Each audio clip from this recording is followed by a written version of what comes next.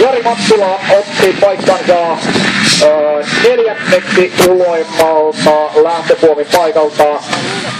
Joten sieltä ulkon kautta aikoo sitten Mattila kiiruttaa ensimmäisestä mutkasta ja työntää sisälle sen jälkeen tokamutkaa. Ja tietenkin kärkeen, näin me uskomme. Hyvä startti Mattilalta, irtoaa hyvin huomilta. On kärkijoukoista, kun ollaan menossa ensimmäiseen mutkaan. Nähdään päivän ensimmäinen lähtö kautta. Siellä on muutama kilpailija nuri.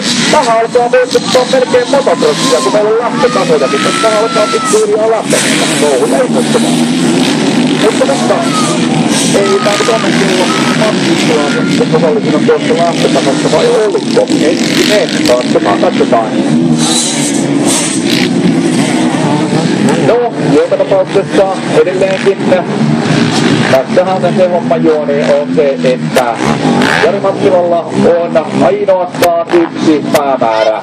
Ajaa mahdollisimman varmaa ajoa maaliin.